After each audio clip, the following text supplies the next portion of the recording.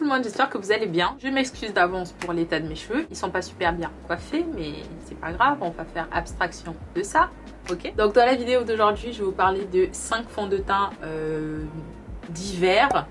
Enfin, que j'aime beaucoup utiliser l'hiver, mais que j'aime bien utiliser aussi le printemps en fait. Parce qu'en fonction des textures en fait et du fini que peuvent avoir certains fonds de teint, j'ai tendance à pas forcément porter les mêmes fonds de teint en fait toute l'année, sachant aussi que j'ai une peau qui est demandeuse de beaucoup de choses, donc je dois faire attention aux petites particularités de ma peau. Donc ce qui fait que en été j'ai une peau normale à grasse, donc je privilégie des fonds de teint moins gras en fait, pas forcément mat mais plus mat que hydratant en tout cas. Mais l'hiver j'ai une peau super sèche, donc avant elle était à tendance grasse l'hiver, mais plus les années passent plus elle est sèche l'hiver. Donc du coup en hiver je tends plus vers tout ce qui est fond de teint hydratant, fond de teint avec un fini lumineux en fait.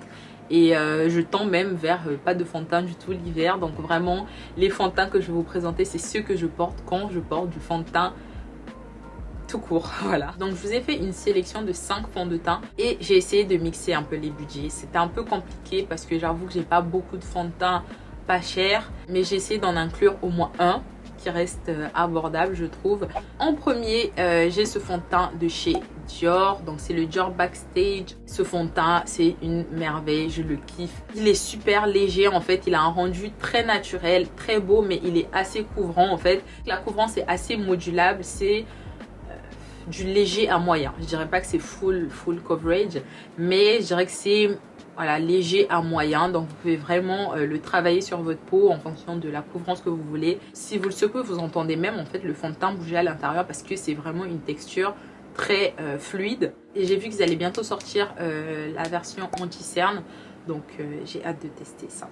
Donc ensuite j'ai ce fond de teint de chez Fenty Beauty, donc c'est le Pro Filter Hydrating fond de teint hydratant longue tenue, et celui-là aussi un de mes préférés franchement, que je porte très souvent.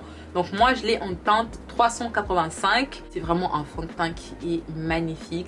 Alors perso le comment il s'appelle, Pro Filter mat je crois, ou semi mat, donc l'autre fond de teint de chez Fenty Beauty, je l'aime bien, mais il n'est pas assez hydratant pour moi, donc surtout l'hiver comme je vous ai dit. Donc celui-là pour moi c'est le fond de teint parfait en fait. J'aime bien la texture, c'est pas aussi liquide que le Dior Backstage, il est un peu plus onctueux. Le Backstage reste quand même un peu plus léger, ça se voit en fait rien qu'en le regardant à la texture. Ensuite un de mes fonds de teint préférés aussi, surtout l'hiver, parce que genre c'est super léger, c'est un joli rendu sans assécher votre peau, c'est celui de chez Pat McGrath. C'est le Skin Fetish Sublime Perfection fond de teint. Alors c'est vrai qu'il coûte un peu cher, mais il est magnifique. Vous avez la possibilité de le tester, testez-le, il est magnifique sur votre peau. Je crois que c'est celui qui me rend le plus enthousiaste parce que vraiment il a un fini magnifique. Pareil que les deux autres, je dirais, il est modulable. Modulable léger à moyen, je ne sais pas si vous pouvez le rendre full coverage, mais en tout cas moi j'ai jamais vraiment voulu le rendre full coverage parce que je trouve que son rendu, même avec une seule couche, est déjà sublime. Donc franchement ce fond de teint, genre top. Ensuite pour rentrer un peu dans les fonds de teint abordables quand même, le fond de teint de chez Sephora que j'aime beaucoup aussi. Et ce fond de teint, je dirais que c'est un fond de teint qui est un peu plus lourd que les 3 autres que je vous ai montré et qui est un peu plus couvrant. Et c'est un fond de teint qui tient très bien, qui n'est pas asséchant en fait. C'est pas non plus un fond de teint lumineux, contrairement aux 3 autres que je vous ai présentés avant.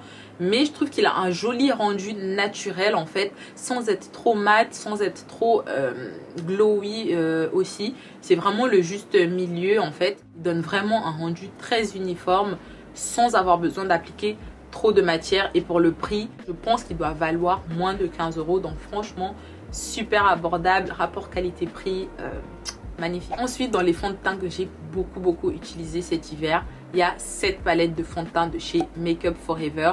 Donc Make Up For Ever, moi c'est une de mes marques préférées. Niveau fond de teint, c'est vraiment une marque pro pour moi. Et je pense que je l'ai déjà dit d'ailleurs une fois, que je considérais que c'est vraiment une marque qui est pro. Et pour moi, vous ne pouvez pas vous tromper en achetant du Make Up For Ever, j'ai du mal à parler, pardon. Parce que je trouve que leurs textures, leurs formules sont toujours très bien faites. Que ce soit au niveau des fonds de teint, des palettes pour les yeux, des blushs. Donc cette palette pour le teint, je l'avais achetée cet automne en fait. Parce que j'en avais marre en fait, cette période de transition entre l'été et l'hiver. Je trouve jamais de fond de teint à ta couleur. Ça commençait à me saouler. J'en avais marre de tout le temps devoir sortir genre 10 fonds de teint pour pouvoir faire le mélange et avoir ma teinte parfaite. Ou tout simplement de devoir acheter un fond de teint pour l'automne, alors que je sais très bien que genre un mois après j'aurai pas la même couleur de peau, parce qu'en hiver j'ai toujours une peau qui est beaucoup plus claire. Donc du coup pour moi ça c'était l'alternative parfaite. Il y a beaucoup de teintes, vous avez la possibilité de mélanger mais sans avoir besoin de beaucoup de produits en fait. Donc vous mélangez tout au même endroit.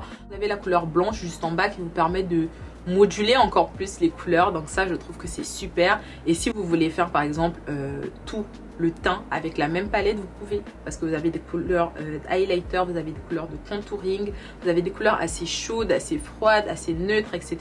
Donc je trouve que vraiment cette palette elle est parfaite niveau teint. Donc parfaite, peut-être que j'exagère, mais je trouve qu'elle est très bien. Il y en a une autre là où c'est la version teint et blush, donc vous avez un côté teint, un côté blush, si ça vous intéresse plus en fait. Mais moi je préférais la version total teint, donc voilà. Donc voilà pour cette petite vidéo, c'est déjà terminé. J'espère vraiment que ça vous a plu n'hésitez pas à me dire en commentaire vous quels sont vos fonds de teint préférés ou quels sont les fonds de teint que vous privilégiez l'hiver et que vous privilégiez l'été, moi j'en sais rien. Donc n'hésitez pas à me laisser des likes, à me laisser des commentaires comme je vous ai dit et à vous abonner si le contenu de la chaîne vous intéresse. Je vous fais plein de bisous, bye.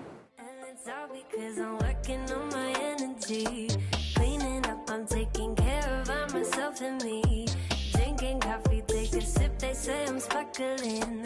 Manifest the